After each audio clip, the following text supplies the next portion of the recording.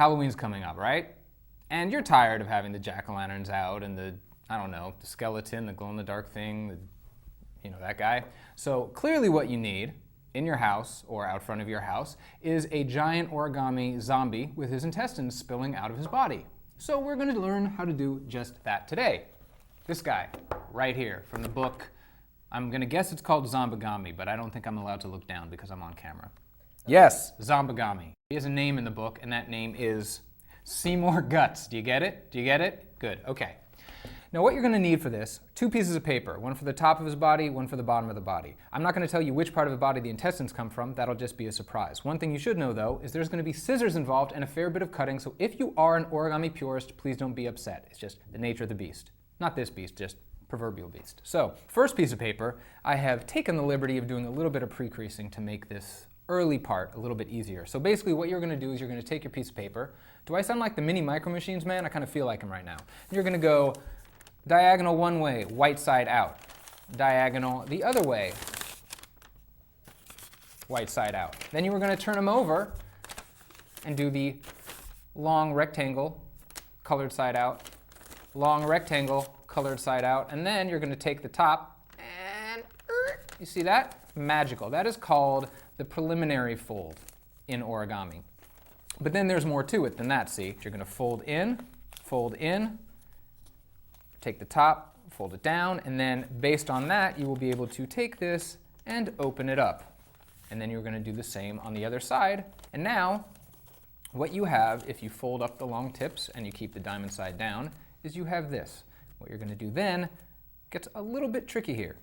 You are essentially going to sink in the bottom of the diamond so that that comes inside the body of the piece, and you are left, as you can see, the bottom of the diamond is now inside, nested in there, all proper-like. So now you basically have this, this, and you've got a front and back here. Okay, now we're going to slow things down a bit. First thing we do is, here come the scissors.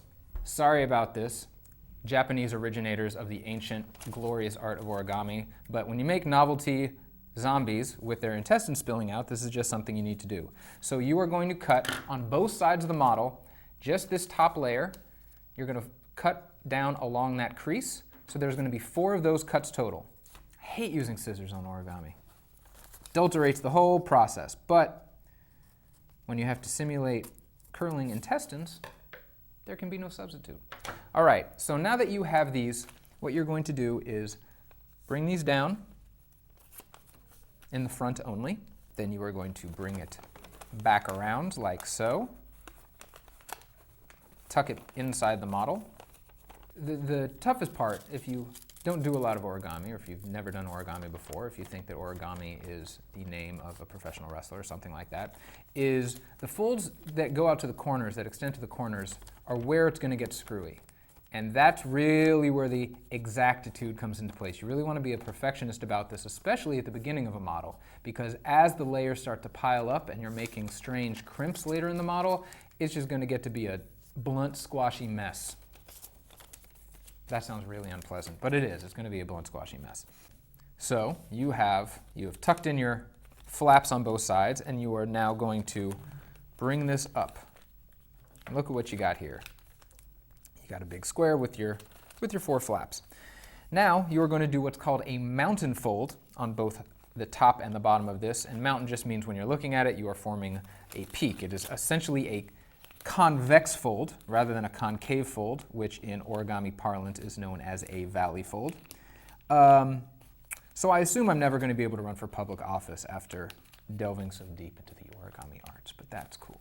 Okay, so now you've made your mountain folds both on the top and bottom, and now it's going to get a little tiny bit more complicated. You're going to do what's called a pleat fold.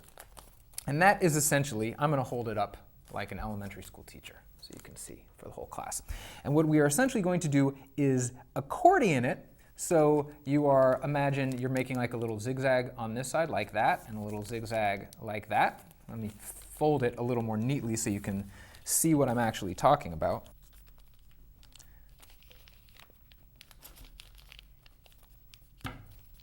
Now, as you can see, I made a little bit of zigzag there, and it pleats in, hence the term pleat fold. magical how they come up with these names. It's really, who knows how they did it. They must have some sort of advisory board. Now we are going to do a strange little thing called a reverse fold. So essentially, imagine making this fold right here, but instead of just making a fold, you're going to make that fold and then use it to make what's called a reverse fold. So you are going to tuck that inside along the fold line that you just made, and it ends up being kind of hidden away. You do, in making these, want to ideally make them as symmetrical as possible, because the more regular it looks, the more regular your zombie with his intestines spilling out will be. Though I guess a zombie with his intestines spilling out isn't really going to look all that regular. Maybe his irregularity is his regularity. Okay, so you have your reverse folds made. Now you are going to take these and you are going to valley fold them the top edge of the page, of the shape, down to the midpoint. And because of the reverse fold that you've made, it's going to kind of have a natural limit to it. So you valley fold the top and the bottom, and here's where the rubber meets the road. If your reverse fold was not ideal, it's going to be tough to get up to the exact spine of that shape, but you will do the best you can because you are a trooper and I believe in you. And if you do not heed the limits of the paper, you're going to hear a tiny tearing noise, and you will look down and you will say, my God, he has led me astray. I led myself astray, so I have no one to blame but myself. But as you will hopefully see, a tiny little tear, such as this one, is not going to stop us from origami glory. So you have made your valley folds. Now it's time to cut some more. So let's wield these instruments of the devil in origami terms. And we are going to, on each of these points, we are going to cut across here, and we are going to cut along that midline down to where the pages meet. So first, you cut across, and secondarily, cut there. And you repeat that on both sides. These are going to become the splayed undead fingers of the zombie, which coincidentally was the name of a hardcore band that I played in high school. So let's get rid of these. No one needs these. Recycle though, save the planet. So you've got this going, and now you are going to fold the top of this little rectangle-y box down to the bottom, and you are going to extend that out. So now we have this. Now it is time for some more reverse folds, which are going to follow from the top corner of each of these extensions down to about midpoint. So first, you're going to make this on the front. Oh, behave, please. So there's one. As you can see, the first of four, and it's going to end up looking like this. If you really want to see what's going on inside, it's kind of a pleaty reverse folded mess. You're going to do that now on the other side, both in the front and the back. I don't think I've heard myself talking this much without interruption in a very long time. This is what PBS hosts have to deal with all the time, isn't it? The crippling terror of hearing their own voice in going out into a void. Does this look futile on camera? Does it look like I'm struggling here? It's not that I am, it's just that I've never thought about what folding origami must actually look like. All right, so you have your four little protrusions here that you have so masterfully reverse folded. And then, thanks to all this work, we are going to take our scissors and we are going to snip them off. And we are going to clean up our workspace because I never do it and it feels fancy to do it. Oh no, it's time to cut more. Man, what is the real world equivalent of the origami war crime that is all this cutting? Be sure you cut in the right direction also for the scissors, because if you don't, it's just going to end up looking like a Dr. Nick Rivera did your surgery. Hi everybody.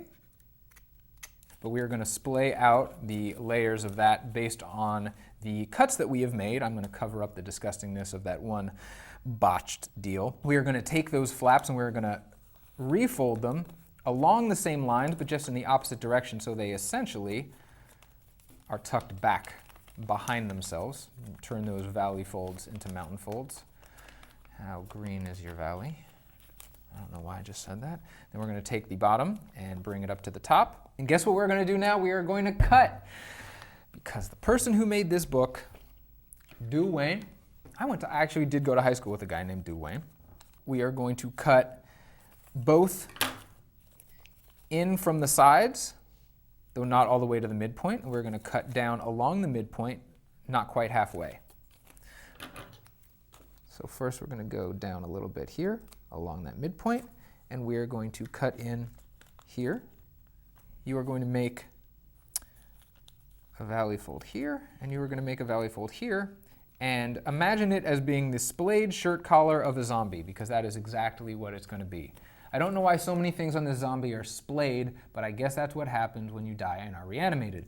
And then we take the top triangle, the top layer of this, and we fold down so that the tip of it extends just a little bit beyond the bottom of what is essentially the model right now. And then after that, we're going to do 2 little folds up, 2 little valley folds. Okay, now it is time for a little pleating. We all love to pleat. We showed you how to pleat, so let's pleat. So we pleat by doing this. We fold down so it is almost flush with the lower layer on that, but we don't. We leave a little bit of wiggle room. We do one of these pleats here so that we have that. And then we are going to valley fold the bottom of this up, and we are going to tuck it under the top. So we have what is essentially a couple of triangles all tucked neatly behind themselves. And now we're going to fold this whole thing in half. So as you can see, you have the arms of the zombie and you have the head of the zombie kind of coming into view a little bit. You can kind of see what is the brow and what is going to be the nose and what is going to be the kind of maw. I don't know, maw. Zombies don't exactly have the best dental care, so let's just call it a maw. You are then going to take the head, just grab the little guy by the chin. You're going to tilt him up a little bit, squash it down. You want to keep his facial features all together. You don't want his nose to jump off his face, but you do want to get a little bit of clearance between his chin and his body. So then what you have back here are these odd little corners, and you want to try to reverse fold those, and that's an odd, it's going to look a little strange. It's a little bit of a clumsy fold, but essentially all you're doing is squaring off the corner of his skull. Now you are going to fold up where his brow meets his nose. You're just going to fold that up a little bit. Turn that into I guess, an eyebrow, quizzical zombie eyebrow, works for me. And now we're going to turn our attention to the fingers, which are fingers because of all that horrible cutting that we did earlier. So what we are going to do is on each of these, we are going to fold it down like this. We're going to fold it down like, why isn't this green? That should be green. I'm going to go off book for a second because I may have screwed it up, and we're going to take each of these double thickness fingers. We're just going to give it a little I almost said snipperoo. God, that would have been a nightmare. I guess admitting that I almost said it is worse though, because I managed to say it and display some crippling self-doubt. So that's always good. Okay, so you've got your fingers, I guess more or less. This is a little toughy part, so just, try to make sure there are a few of them. Try to make sure they're splayed as though to grab you and eat your brains. Make some folds along the arm so that when the model is finished, as you can see, coming around now, it's got a little bit of depth. We're going to put him aside right now, this ugly mug. And we are going to move on to the bottom half. Now, I used blue. Granted, it is not a selvage denim blue, but whatever pants you think a zombie is going to wear, just go with that. And we're going to go with a very similar beginning. White side out diagonal fold. I know I'm concentrating both because I can feel my tongue kind of poke out of the corner of my mouth and because I'm actually able to accomplish things. Most of my life does not go that way. So I guess the lesson here is you focus a little bit and anything's possible. So then you've got your diagonals, and you are going to turn it over, and you are going to make your rectangular folds with the colored side out. In my case, that is blue. In your case, it could be a glorious patterned washi paper, whatever you're using, some high-end origami finery that I can neither pronounce or afford.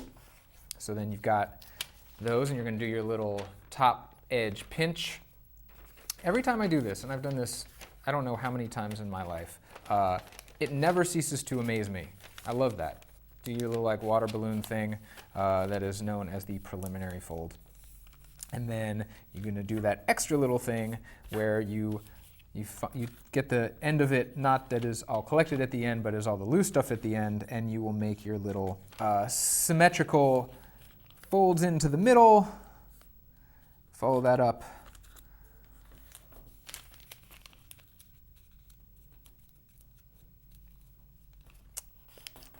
The imprecision with which I am doing this is staggering and disappointing, but I hope you'll forgive me. So then you fold down the top of the base, and that gives you the creases along which you can open this up once again. Okay, and then you do the same thing on the other side. Make sure everything is nice and pointy and sharp down there.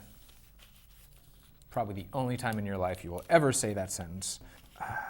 Hopefully, the only time in your life you'll ever say that sentence. Do we have standards and practices here? Is that going to get bleeped? Or is it the internet where anything goes? Is it still the Wild West like privacy scholars used to say? Do this on your other side, and you are going to flatten it all out so precisely and neatly that you will get a gold star next to your name. It's a shame knowing that all these things I'm saying, what I like to call patter, is just going to fall by the wayside. Cutting room floor. Maybe when the Criterion Collection edition comes out, we'll have it as a featurette. Okay, so you have, that's really all step one, believe it or not. That's what a base fold is all about. So there's more cutting. You're going to cut the top layer here and in the back, just on one side though. So you're going to cut one side and then on the back side.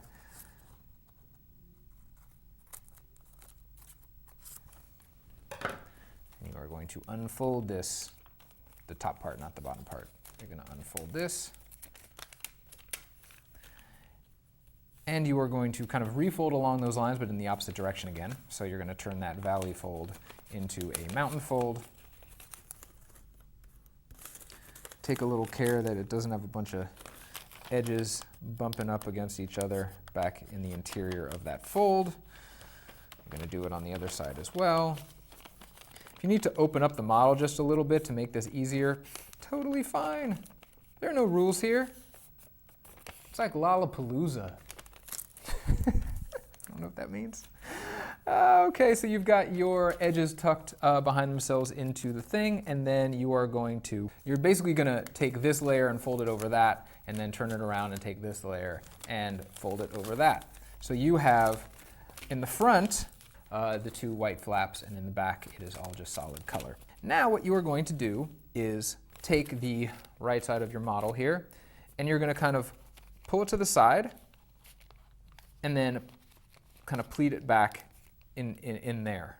So if you kind of just grab the point and swing it out a little bit, and then flatten it out, you can say, "Look, Mom," or "Dad," or "My two dads," depending on if you're a sitcom fan. Look what I have done. Then you are going to take your sides and you are going to valley fold it. So here you're going to fold this point to basically to the center line. Just about. You don't have to, and you're going to want to make sure that that is a straight kind of up and down vertical nice little thing over here. And then over here you are going to fold similarly, not as far in, but what's also going to happen is it's going to kind of pull this, and it's going to get a little aesthetically maybe less pleasing. It's all part of the process. There's no such thing as ugliness. So this is also going to be basically a straight up and down edge here, and now you're going to valley fold this top of the model down almost all the way to the center model here, as far as this stupid fold will let you. From these 2 points, you're going to valley fold this in, but because of the top, you're going to have to squash this part down. Does that make any sense? I knew you'd get it. I have so much faith in you. And now it's intestine time, people. Grab your scissors, and you are going to basically cut long, skinny strips along the length of this white piece of paper. So have some fun. Go a little nuts. If you want to color this in, make it more intestine colored. If you want to be using paper that is like sickly flesh colored maybe in the back, in the reverse instead of white, that's one way to do it also. Depends if you're going for verisimilitude or just kind of a conceptual flick at the idea of intestines spilling out of a zombie's body. I know there are literalists among you, so I'm going to leave that up to you. You're going to fold down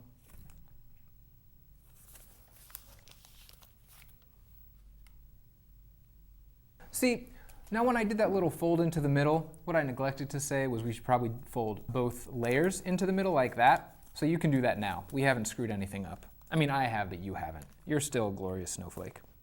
Okay, and at this point you are going to take the top and you are going to fold it down so that it covers, it runs into the top of your intestines, and then you are going to tuck it back inside the intestines, as one does.